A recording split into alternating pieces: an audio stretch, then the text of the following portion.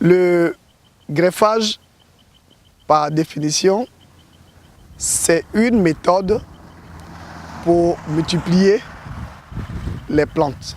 Mais celui qui est pratiqué au niveau de l'EVA, on appelle le greffage à écusson. On prélève une portion de l'écorce du plant que nous voulons multiplier, que nous allons le coller sur un porte-greffe, un individu qui, lui, va servir de support à ce dernier. Et on va le multiplier pour qu'on puisse obtenir des individus qui sont identiques à celui-là. Parce que nous avons vu, il produit bien, il résiste aux maladies, il ne casse pas beaucoup, et puis il nous permet de pouvoir établir nos plantations facilement parce qu'il croît vite. Et les individus qu'on a obtenus, à partir du seul individu-là, on appelle clone. Parce que c'est le même individu qu'on a multiplié en plusieurs exemplaires, donc il se comporte de la même manière. Ce sont des clones. Et à partir des clones, vous êtes sûr que si vous savez que cet individu-là, il produit 2 kg par saignée, ou bien 1 kg à chaque saignée, ce que vous allez planter là-bas, là, il va produire aussi 1 kg chaque saignée.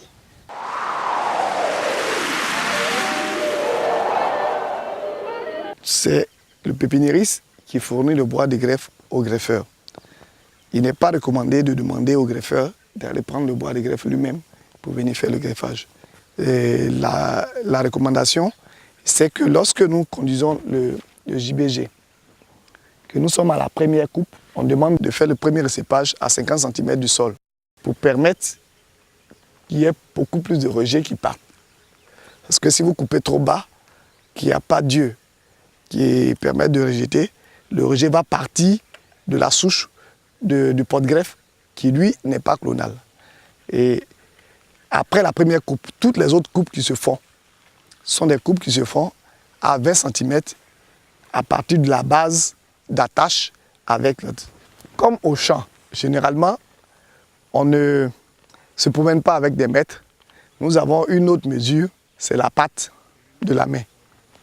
Donc, on pose la main et puis on mesure, on fait notre signe et puis c'est à cet endroit qu'on récepte le bois, on coupe le bois. L'opération de coupe de bois de greffe se fait toujours à deux.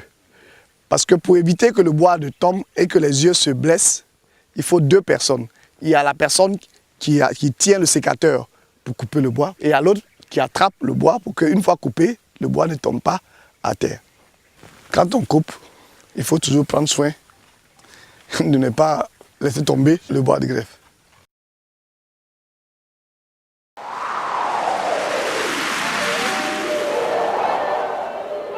Lorsqu'on prélève le bois de greffe en champ, sur le jardin de bois de greffe, qu'on doit le transporter sur le lieu de la pépinière, le bois de greffe est conditionné dans ce type d'emballage. C'est une mousse épaisseur 5 cm que nous utilisons pour conditionner le bois de greffe. Nous prenons le bois de greffe que nous déposons pour éviter de blesser les yeux qui sont à l'aisselle de chaque feuille ou de chaque cicatrice foliaire. Les dépose avec beaucoup de précautions. Ce bois qui est disposé sur la mousse, qu'est-ce que nous allons faire? Nous n'allons pas nous arrêter à là. Les feuilles d'EVA qui ont été enlevées du bois de greffe, qui sont ici, nous les utilisons. C'est juste pour avoir plus de précautions, pour ne pas avoir à blesser le bois. Normalement, une mousse, on prend 50 mètres de bois dans une mousse. Et donc, nous allons maintenant plier, de telle sorte que le bois soit à l'intérieur de la mousse.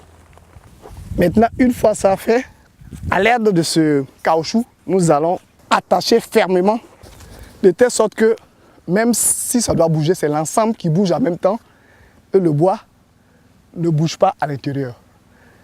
À cette manière-là, vous pouvez déposer le bois dans votre voiture et le transporter. Ou mettre sur votre vélo ou votre moto ou le transporter sur votre lieu de greffage.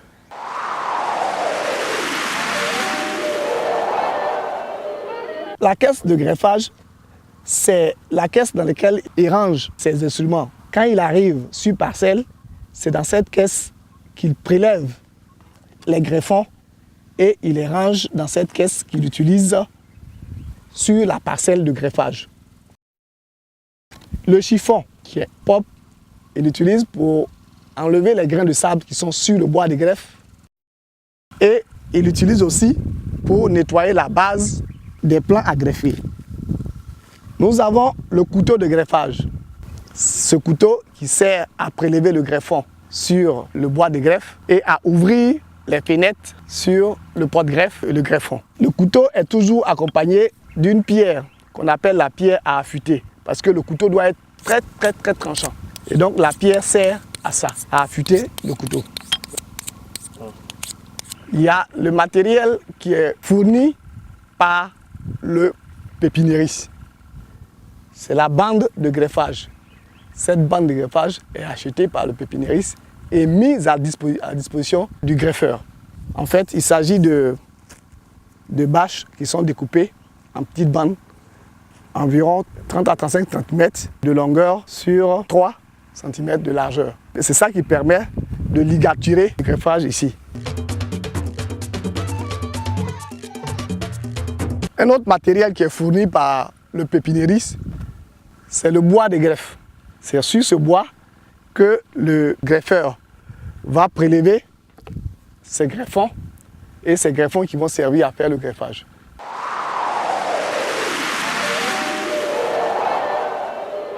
Au niveau du greffage, il y a des petites précautions qu'il faut prendre, que ce soit au niveau du bois de greffe, que ce soit au niveau même du porte-greffe.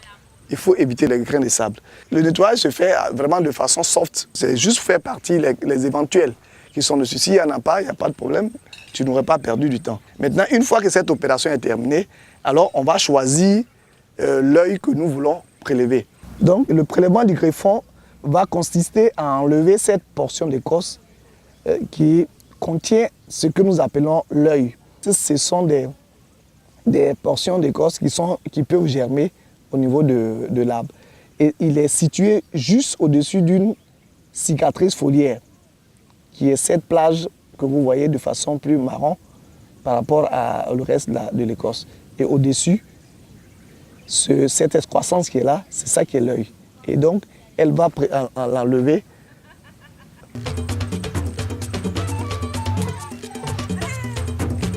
Et quand ça passe, il y a un bruit que vous avez entendu.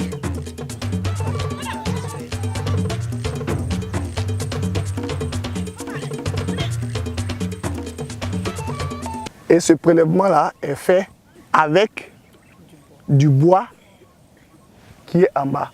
Et ce bois-là, en fait, il sert de squelette pour faciliter la manipulation de ce que nous voulons prendre pour faire le greffage. Parce que l'écorce est molle. Et si vous de prélever sans le bois, vous avez des chances de laisser l'œil sur le bois. Mais en plus, si vous avez la chance que ce n'est pas resté sur le bois, vous allez aussi avoir un problème pour dimensionner l'œil avant de fixer sur la fenêtre. Et donc, on le laisse toujours avec du bois dessus. C'est très important, le bois qui est là. Maintenant qu'on l'a obtenu, nous allons enlever juste les bords.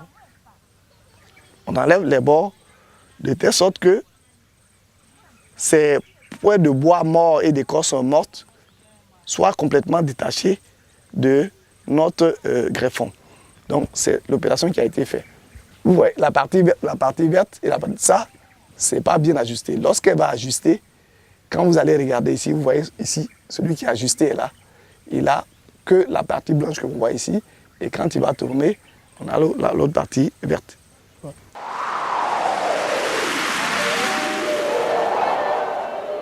Le greffeur qui arrive le matin, il vient très tôt pour éviter que le soleil le fatigue après.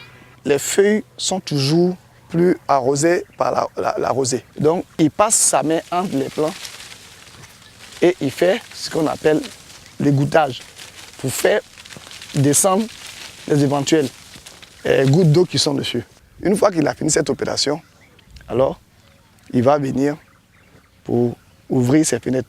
Parce que l'important de cette opération, c'est que comme vous allez ouvrir, dénuder l'écorce, mettre le cambium au dehors, si de l'eau qui est sur le plan descend dans cette fenêtre automatiquement, le greffage ne réussit plus.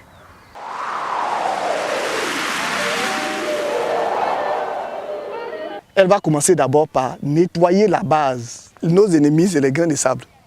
Donc partout où on pense qu'ils peuvent être là, il faut les enlever. Sur le bois de greffe comme sur le porte-greffe. Ici, elle est en train de tracer le cadre pour ouvrir la fenêtre. Et elle va laisser égoutter d'abord pour éviter que lorsqu'elle va ouvrir la fenêtre, enlever l'écorce, le latex ne tombe pas dans la partie dénudée.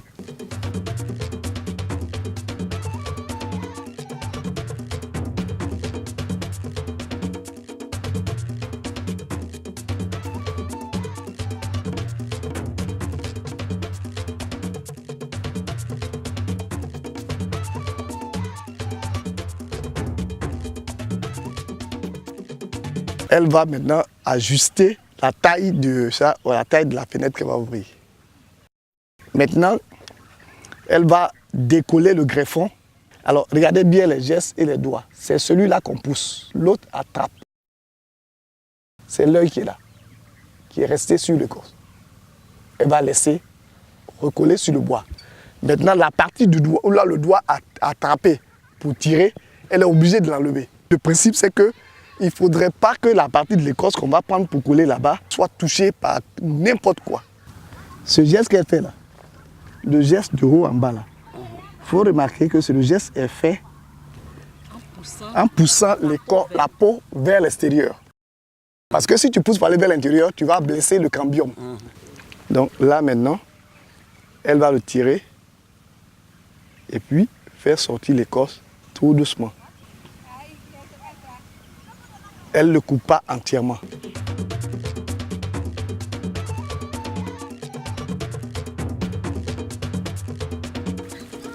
On va attacher, ligaturer. Il faut faire en sorte que toutes les parties qui ont été mises à nu soient protégées, depuis le bas jusqu'en haut. Voilà. Elle a fini, elle doit attacher, attacher. Alors, quand le greffeur a fini son opération, l'endroit où il a commencé son greffage, il attache pour marquer. Il met son nom et la date à laquelle il a effectué le greffage. C'est cette date-là qui nous permet de compter le nombre de jours pour venir enlever la bande et vérifier que la greffe a réussi. Donc c'est très important ici. Alors au niveau des greffeurs, il y a une norme qu'on a éditée. Pour dire qu'un greffeur a fini sa journée, on lui demande de réaliser 200 greffes par jour. C'est ce qu'il doit faire pour valider sa journée. Il peut aller au-delà, mais généralement, nous lui demandons de faire au moins 200 greffes par jour. C'est ce qui est recommandé.